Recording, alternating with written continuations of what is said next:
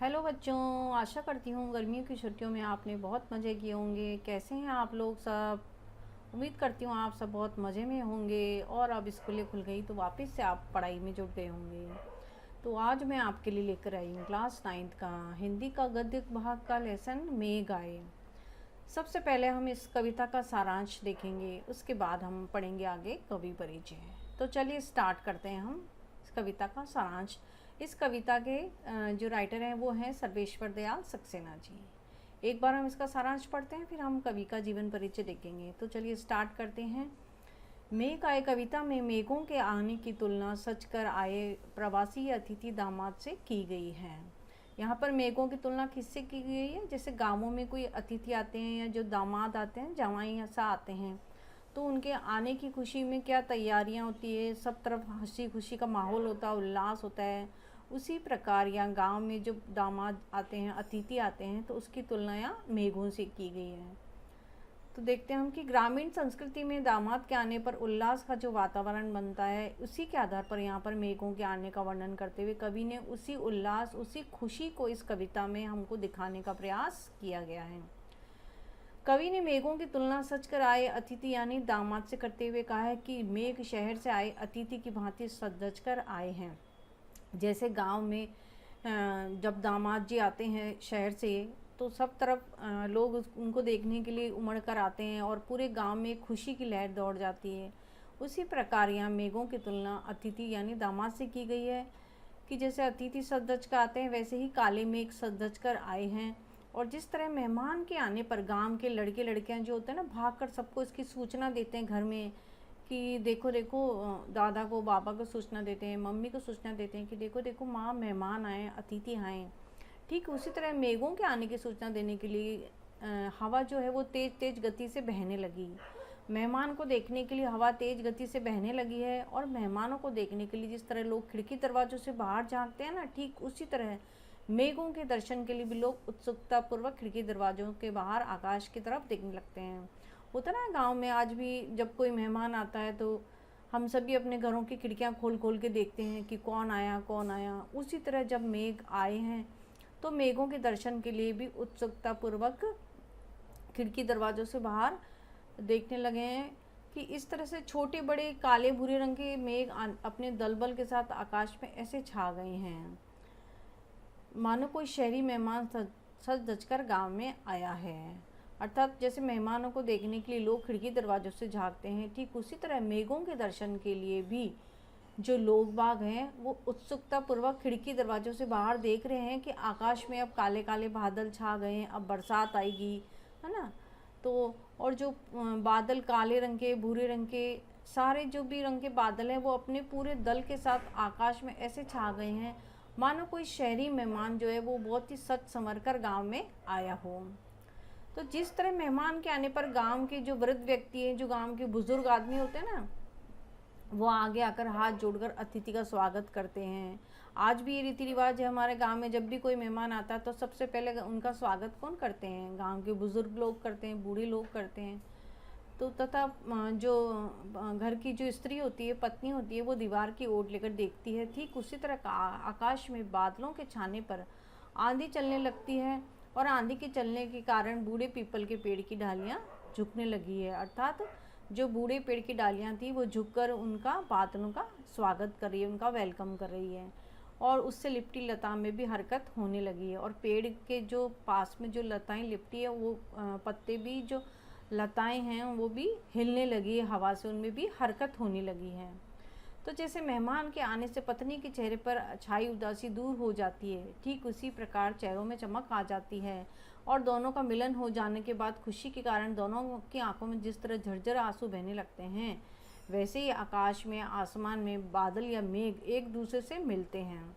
जैसे घर मेहमान आते हैं तो जो एक जवाई जो आता है, उनको देखकर जो उनकी पत्नी होती है, जो दुल्हन होती है, उसके चेहरे पर जो छाई उदासी है वो दूर हो जाती है, और उसके चेहरे पर एक खुशी की एक नई चमक आ जाती है, एक रौनक आ जाती है। तो दोनों का मिलन होने जाने के बाद एक खुशी का माहौल बनता है, और दोनों जब बहुत समय बाद एक दूसरे को देखते हैं तो खुशी के मारे उनकी आंखों से झरझर आंसू बहने लगते हैं। तो वैसे ही आकाश में जब बादल छाएं, आसमान में बादल या मेघ जब एक दूसरे से मिलते हैं तो दोनों के मिलन से जो बिजली चमकने लगती है और उन मेघों के जब आपस में टकराते हैं, जो मेघ जो बादल आपस में टकराते हैं और उनके मिलन से जब वर्षा शुरू हो जाती है, तो इस प्रकार मूसलाधार बारिश से सबके मन को शांति मिलती है और सभी तरफ वातावरण में हरियाली हरियाली छा जाती है और सबका मन जो एकदम तृप्त हो जाता है, संतुष्ट हो जाता है। तो कवि ने इस कविता के माध्यम से मानवीकरण अलंकार का प्रयोग करते हुए प्रकृति का बहुत ही सुंदर दृश्य हमारे सामने प्रस्तुत किया है। ये था इसका सारांश। अब हम एक बार सर्वेश्वर दयाल सक्सेना जी का जीवन परिचय हम देख लेते हैं। ओके, सर्वेश्वर दयाल सक्सेना जी का जन्म जो है 15 सितंबर 1927 को हुआ था। उनके पिता का नाम विश्वेश्वर दयाल थे। उनकी शिक्षा भी बस्ती जिला के उत्तर प्रदेश में ही हुआ है। ये बचपन से ही काफ़ी विद्रोही प्रकृति के थे। इलाहाबाद से आपने बीए किया, सन 1949 में एमए की परीक्षा उत्तीर्ण की और सन 1964 में अज्ञे जी के निवेदन से दिल्ली आकर इन्होंने दिनमान पत्रिका से जुड़े और अज्ञे जी के साथ में काफ़ी कुछ 1982 में मेरे प्रमुख बाल पत्रिका पराग के ये संपादक बने। इसी बीच उनकी पत्नी विमला देवी का निधन हो गया। उन्होंने नाटक, कहानी, उपन्यास, कविता कई सारी जो इन्होंने लिखी हैं। नाटक भी इन्होंने रचना की, कहानी भी लिखी, उपन्यास भी लिखी और कविताओं की रचना भी इन्होंने की है। उन्होंने अपने जीवन काल में अनेक रचनाएं की, जिनमें से एक सूनी नाव, गर्म हवाएं, जंगल का दर्द, पागल कुत्तों का मसीहा, महंगों की टाई, बाल नाटक, बकरी नाटक। उन्होंने नेपाली कविताएं शीर्षक से एक काव्य संग्रह का भी संपादन किया और उन्होंने यात्रा स्मरण भी लिखे हैं, जो कुछ रंग कुछ गंध नाम से छपकर आया है। उनके कविता संग्रह में छुट्टियों पर टांगे लोग पर उन्हें साहित्य अकादमी पुरस्कार भी मिला। 23 सितंबर 1983 को नई दिल्ली में सर्वेश्वर दयाल सक्सेना जी का निधन हो गया। ये था इनका कवि परिचय। तो चलिए अब हम देख लेते हैं कविता का भावार्थ। मेघ आए बड़े बन ठन के संवर के, आगे आगे नाचती गाती बयार चली, दरवाजे खिड़कियां खुलने लगी गली गली, पाहुन जो आए हो गांव में शहर के, मेघ आए बड़े बन ठन के संवर के। सबसे पहले हम कविता में क्या देखेंगे, संदर्भ लिखेंगे। प्रस्तुत काव्यांश मेघ आए कविता से लिया गया है, जिसके कवि हैं सर्वेश्वर दयाल सक्सेना जी। अब हम प्रसंग देख लेते हैं। यहाँ प्रस्तुत अंश में मेघ की तुलना शहरी मेहमान से की गई है। ग्रामीण संस्कृति में दामाद के आने पर जो हंसी खुशी का माहौल होता है, उसी को यहाँ पर मेघ रूपी शहरी मेहमान के आने की मेघ रूपी शहरी मेहमान के आने से यहाँ पर तुलना की गई है। किसकी? मेघों की, शहरी मेहमान से तुलना की गई है। ठीक है, तो इसमें भावार्थ हम देखते हैं कि मेघ आए बड़े बन ठन के संवर के, आगे आगे नाचती गाती बयार चली। कवि कहते हैं कि बादल बहुत तैयारी करके साथ में बड़े बन ठन के मतलब सज धज कर आए हैं, तैयारी के साथ आए हैं, सज संवर कर आकाश रूपी ससुराल में आए हैं। कि बादल जो है बहुत ही तैयारी के साथ सच समझ कर बन ठन कर आकाश रूपी ससुराल में आए हैं और उनके स्वागत में जो हवा है वो आगे आगे नाचती गाती हुई चल रही है। जैसे किसी अतिथि के आने पर खुशी का वातावरण बन जाता है, ठीक उसी प्रकार मेघ रूपी मेहमान के आने पर सभी लोग खुश होकर अपने दरवाजे और खिड़कियां खोल खोल कर देख रहे हैं। जैसे कोई गांव में मेहमान आता है तो बच्चे आगे आगे उनकी चलते हैं ना देखने के लिए, उनका स्वागत करने के लिए। तो इसी प्रकार जब मेघ आए हैं तो आकाश रूपी ससुराल में आए हैं, तो उनके स्वागत में जो हवा है वो आगे आगे उनके नाचती गाती हुई चल रही है उनका स्वागत करने के लिए, है ना। आगे आगे नाचती गाती बयार चली। मेघ जब बन संवर के आए हैं तो हवा उनका वेलकम कर रही, उनका स्वागत कर रही है, आगे आगे चल रही है। दरवाजे खिड़कियां खुलने लगी गली गली, पाहुन जो आए हों गाँव में शहर के, मेघ आए बड़े बंठन के संवर के।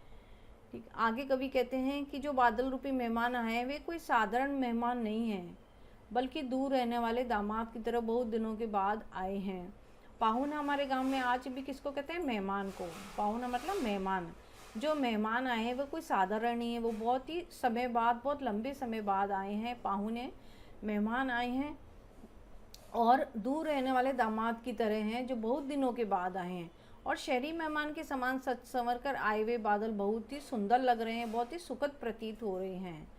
ठीक है, तो यहाँ कवि ने प्रकृति से कवि जो है वो काफ़ी प्रकृति प्रेमी है और वो बादलों की तुलना उन्होंने यहाँ मेहमान से की है। किससे की है? मेहमान से। मेहमान यानी शहरी दामाद से।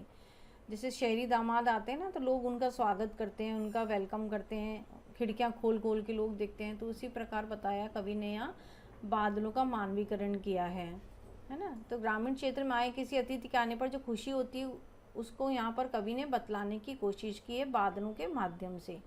भाषा जो है वो साधारण बोलचाल की है। यहाँ कवि ने बहुत ही सुंदर तरीके से मानवीकरण अलंकार का प्रयोग किया है। पेड़ झुक झुक कर झांकने लगे, गर्दन उचकाए। नेक्स्ट हम देखते हैं कि पेड़ झुक झांकने लगे, गर्दन उचकाए, आंधी चली धूल भागी, घाघरा उठाए, बाकी चितवन उठा, नदी ठिठकी, घूंघट सरके, मेघ आए बड़े बंटन के संवर के। सबसे पहले हम संदर्भ देख लेते हैं। प्रस्तुत काव्यांश जो हमारे मेघ आए कविता से ली गई है, जिसके कवि सर्वेश्वर दयाल सक्सेना जी हैं। प्रसंग में हम लिखेंगे वो शहरी मेहमान के आने से सभी बहुत ज़्यादा खुश हैं। गांव में उनके कदम रखते ही ग्रामीण इलाके के सभी लोग जो हैं उन्हें किस प्रकार से उनके स्वागत करते हैं, इस सब का व्याख्यान कवि ने इन पंक्तियों में किया है। चलिए भावार्थ देखते हैं हम। इस पंक्ति के माध्यम से कवि कहते हैं कि जिस प्रकार मेघ के आने पर आंधियाँ चलने लगती है और आंधियों की तेजी से चलने से पेड़ पौधे कभी झुकते हैं तो कभी उठते हैं, धूल भी दूर दूर तक फैलने लगती है और नदियों में भी हलचल होने लगती है, ठीक उसी प्रकार शहरी मेहमान के आने पर गांव के सभी लोग उस दामाद को देखने के लिए कभी अपनी गर्दन झुकाते हैं तो कभी गर्दन को उठाकर देखते हैं। होता ना, जब कोई मेहमान हमारे शहर में आते हैं तो जो गांव के बच्चे लोग हैं, बुजुर्ग लोग हैं, उस मेहमान को देखने के लिए कभी तो अपनी गर्दन को ऊपर उठाते हैं तो कभी अपनी गर्दन को झुकाते हैं। सभी उत्सुक है उस मेहमान को, उस अतिथि को देखने के लिए। तो ठीक उसी प्रकार कवि ने कहा कि जब मेघ आते हैं तो आंधियाँ चलने लगती हैं और आंधियों की तेज़ी से चलने से जो है पेड़ पौधे तो कभी तो झुक रहे हैं, तेज़ तेज़ हवाएं चल रही हैं तो पेड़ पौधे कभी झुकते हैं तो कभी ऊपर उठते हैं और दूर दूर तक धूल फैलने लगती है और हवा से जो है नदियों में भी एक हलचल सी दिखाई देती है।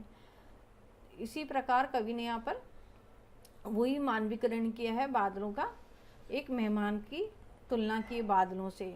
ठीक है। और जो कुंवारी युवतियाँ भी है उस दामाद को देखकर बहुत ज़्यादा खुशी से झूम उठती है। जब अतिथि आता है शहर में, जो कुंवारी कन्याएं होती है ना, वो भी दामाद को देखकर बहुत ज़्यादा खुशी से झूम उठती है। जमाईसा को देखने के लिए जो कन्याएं होती है वो अपना घाघरा उठाकर गांव के बुजुर्ग लोगों को, गांव के परिवार को सूचना देने के लिए दौड़ पड़ती है। तो गांव की दुल्हन भी उस नए मेहमान को देखने के लिए थोड़ी सी अपनी घूंघट उठाकर तिरछी नज़र से देखने लगती हैं। जो गांव की दुल्हन होती है ना नई नई, वो भी उस मेहमान को देखने के लिए थोड़ी सी अपनी नज़र को तिरछी उठाकर, घूंघट उठाकर उस मेहमान को देखती हैं ताकि उन्हें उस दामाद की एक झलक देखने को मिल जाए। तो कवि आगे कहते हैं कि जिस प्रकार से मेघ के आने की सब तरफ हलचल मच जाती है, ठीक उसी प्रकार एक शहरी मेहमान यानी कि दामाद के आने पर सभी लोग हलचल मची हुई है। विशेषता हम देखेंगे इसमें क्या क्या पॉइंट आएंगे।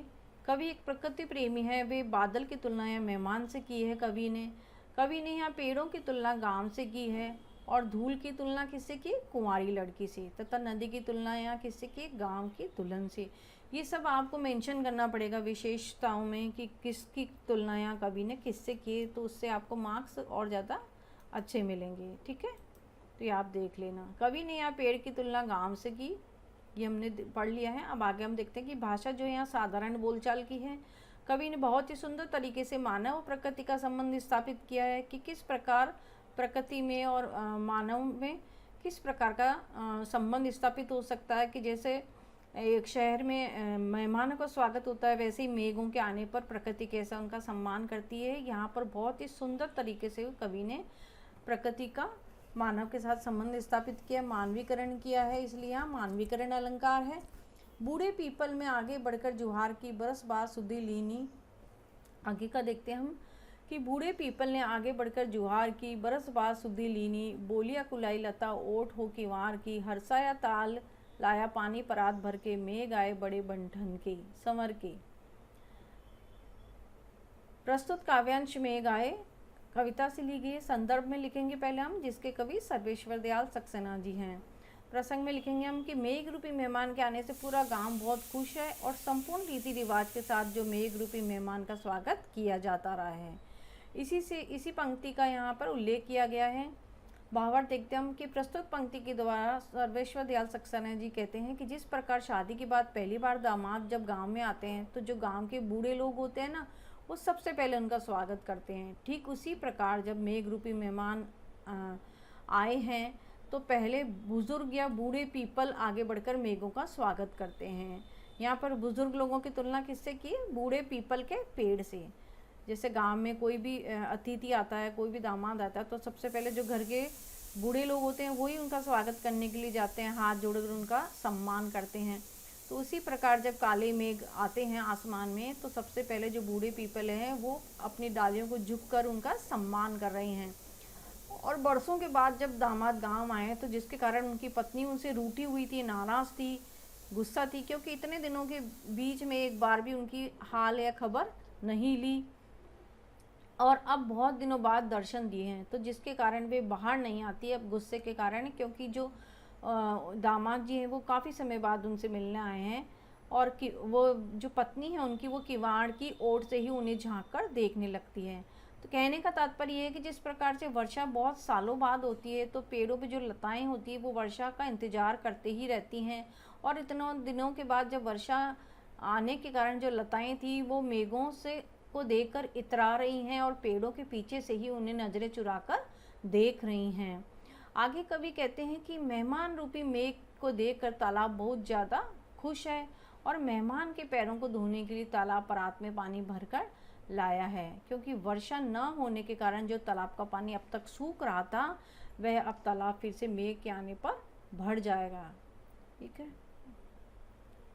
विशेषता हम देख लेते हैं कि इस पंक्ति में भी मानवीकरण अलंकार है। बूढ़े पीपल, लताएं, ताल जो मानव जीवन से परिचित कराते हैं, है ना, ये सभी जो है पीपल, बूढ़े पीपल की तुलना यहाँ बुजुर्ग लोगों से की गई है, लताओं की तुलना यहाँ पर नई दुल्हन से की गई है।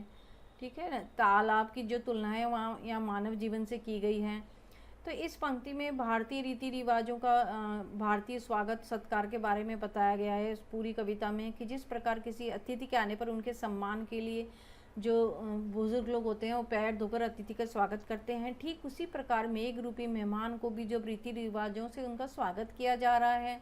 तो कवि ने यहाँ बूढ़े बुजुर्ग की तुलना पीपल से की है, क्योंकि पीपल का पेड़ बहुत सालों तक जीवित रहते हैं, तथा लता की तुलनाएं उन्होंने पत्नी से की और तालाब की तुलना उन्होंने परिजन से की है। आगे का देखते हैं हम। क्षितिज अटारी गहराई दामिनी दम की, क्षमा करो गांठ खुल गई अब भरम की, बांध टूटा झरझर मिलन के अश्रु ढर के, मेघ आए बड़े भंठन के संवर के। संदर्भ देख लेते हैं हम। प्रस्तुत काव्यांश मेघ आए कविता से ली गई है, जिसके कवि सर्वेश्वर दयाल सक्सेना जी हैं। प्रस्तुत प्रसंग में देखते हैं हम कि प्रस्तुत पंक्ति में बहुत समय के बाद सब्र का जो बांध था, काफ़ी समय से जो इंतजार था अतिथि के आने का जो था, वह अब मैं उसी प्रकार जब मेघों के आने का जो इंतज़ार था वह सब्र का बांध था, जो अब बारिश के साथ ख़त्म हो गया, और साथ ही प्रेमी और प्रेमिका की मिलन से जो खुशी होती है उनकी आंखों से बहने वाली आंसुओं में व्यक्त किया गया है। भावार्थ हम देखते हैं कि प्रस्तुत पंक्ति सर्वेश्वर दयाल सक्सेना द्वारा लिखित कविता मेघ आए कविता से ली गई है। कवि कहते हैं कि मेघ रूपी मेहमान के आने का जो सब्र का बांध था वो अब टूट चुका है। काफ़ी समय से उनका मेहमान का इंतज़ार हो रहा था कि अब आएंगे अब आएंगे, दामाद जी का इंतज़ार हो रहा था गांव में। तो उसी प्रकार काफ़ी समय से मेघों का इंतज़ार कर रहे थे कि मेघ आएंगे, बरसात होगी, सब तरफ खुशी का माहौल होगा। तो जब मेघ रूपी मेहमान क्षितिज रूपी अटारी पर पहुंच चुके हैं, यानी कि मेघ या जो काले बादल अब पूरे बादल में छा चुके हैं, पूरे आसमान में जब वो बादल ही बादल छा चुके हैं और आकाश में उनके आने की रौनक जो है वो बिजली की चमक से पता चल रहा है।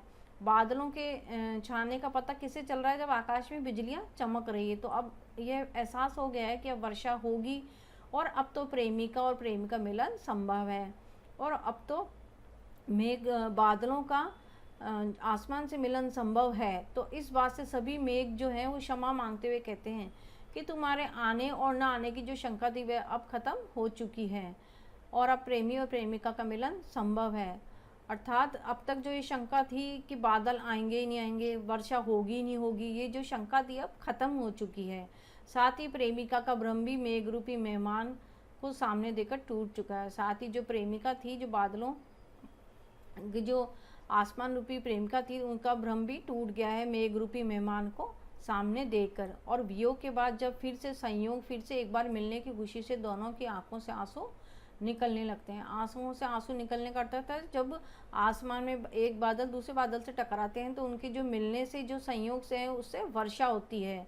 तो वर्षा का यहाँ पर प्रेमी प्रेमिका के मिलन से उनका तुलना की गई है कि जब बादल आपस में टकराते हैं तो वर्षा होती है, मतलब उनका संयोग से बरसात होती है। तो उसी प्रकार प्रेमी और प्रेमिका जब एक दूसरे से मिलते हैं तो खुशी से उनकी आंखों से आंसू निकल जाते हैं और उनके आंसू के साथ ही झरझर बारिश शुरू हो जाती है, मतलब बादलों के मिलन से जो है बारिश शुरू हो जाती है। तो इसमें विशेषता में हम देखेंगे इस पंक्ति में मानवीकरण अलंकार के साथ रूपक अलंकार भी है। सब्र के बाद पुनः एक बार फिर से मेघों के आने का खुशी जो है वो यहाँ पर झलक रही है। प्रेमी और प्रेमिका के मिलने की जो खुशी होती है उस गर्मी के बाद पहली बारिश से यहाँ उसको जोड़ा गया है। उम्मीद करती हूँ आपको बच्चों पसंद आया होगा, लेसन का जो अर्थ है वो समझ में आया होगा। चलिए मिलती हूँ आपसे नेक्स्ट वीडियो में, तब तक के लिए थैंक यू एंड बाय।